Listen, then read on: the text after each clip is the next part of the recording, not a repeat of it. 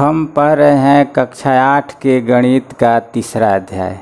इस अध्याय के प्रश्नावली 3.3 का दूसरा सवाल है, निम्न समांतर चतुर्भुजों में x, y, z का मान ज्ञात कीजिए।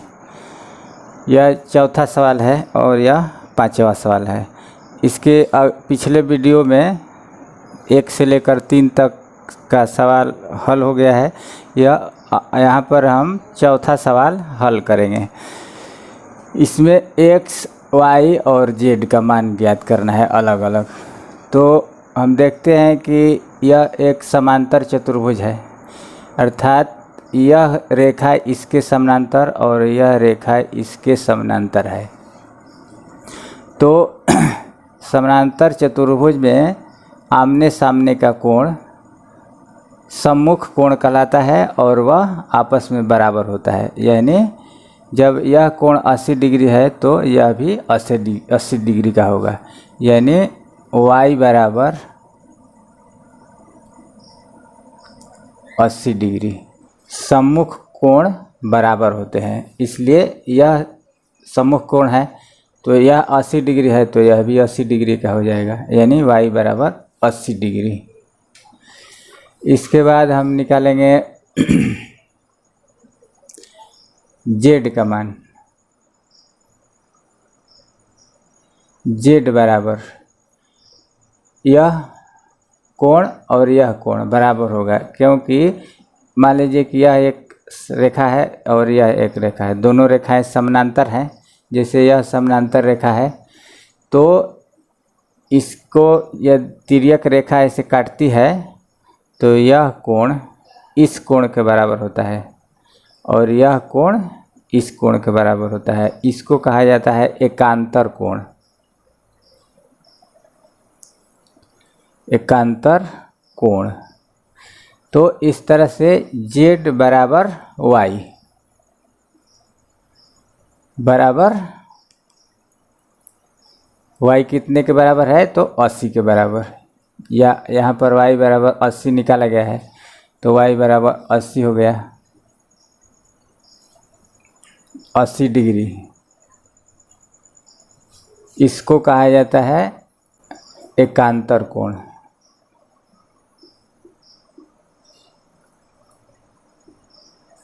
कोण यह भी बराबर होता है।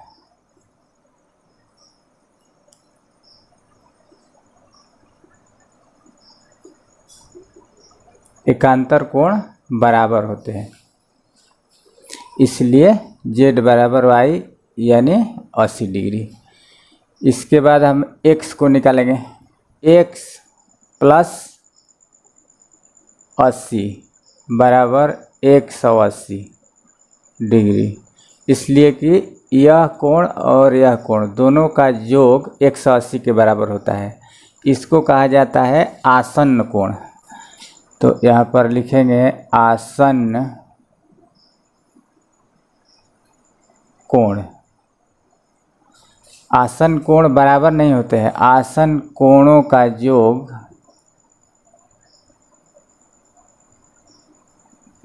180 डिग्री होता है।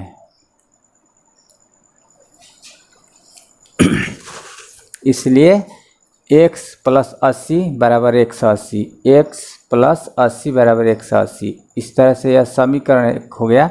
इसको हम हल करेंगे तो x बराबर हो जाएगा 180 माइनस 80। यह 80 प्लस में है तो माइनस में चला जाएगा, उस पर जाएगा। तो यानी x बराबर 100 डिग्री। यहाँ पर हम लिखेंगे x बराबर 100 डिग्री, y बराबर 80 डिग्री और z बराबर 80 डिग्री। आंसर। अब हम पांचवा सवाल हल करेंगे। इसमें x, y और यहाँ पर z है, इसका मान ज्ञात करना है। तो सबसे पहले हम y का मान ज्ञात करेंगे।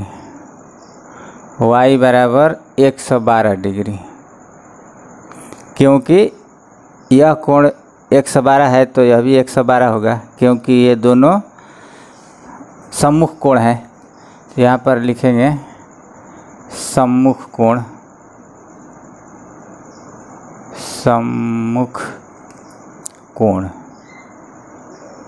इतना लिखने से भी हो जाएगा। ऐसे सम्मुख कोण बराबर होते हैं, पूरा भी लिखा जा सकता है। हाँ, तो यह हो गया, y हो गया 112। अब हम निकालेंगे x का मान। x बराबर x प्लस y प्लस 40। यह एक त्रिभुज है, यहाँ से लेकर यहाँ तक एक त्रिभुज है। तो तीनों कोणों का योग, त्रिभुज के तीनों कोणों का योग 180 डिग्री होता है, यानी x प्लस वाई प्लस 40 बराबर 180 डिग्री। तो यहाँ पर x लिखेंगे प्लस y का मान यहाँ पर हम निकाल लिए हैं, y बराबर 112, तो 112 लिखेंगे। इसके बाद प्लस 40 बराबर 180, x यहाँ पर लिखेंगे और इन दोनों को जोड़ लेंगे, दोनों प्लस है। 112 और 40 मिल करके हो जाएगा 152 बराबर 180, यानी x बराबर 180, यह प्लस में है तो उधर जाएगा तो माइनस हो जाएगा, माइनस 152, 152, यानी x बराबर 180 में से 152 घटेगा तो हो जाएगा 28 डिग्री। यह हो गया x का मान और यह हो गया y का मान। इसके बाद हमको निकालना है z का मान। z बराबर x, z बराबर x, क्योंकि यह एकांतर कोण है, एकांतर कोण।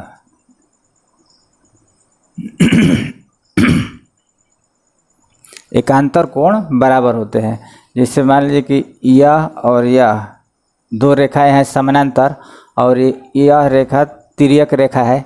जैसे यह दो समानांतर रेखाओं को एक तिर्यक रेखा काटती है तो यह कोण इसके बराबर और यह कोण इसके बराबर होता है, इसको कहा जाता है एकांतर कोण। z बराबर x हो गया और x का मान है, x का मान यहाँ पर आया है 28 डिग्री, इसलिए इसका भी मान 28 डिग्री होगा। यह z हो गया। x बराबर 28 डिग्री,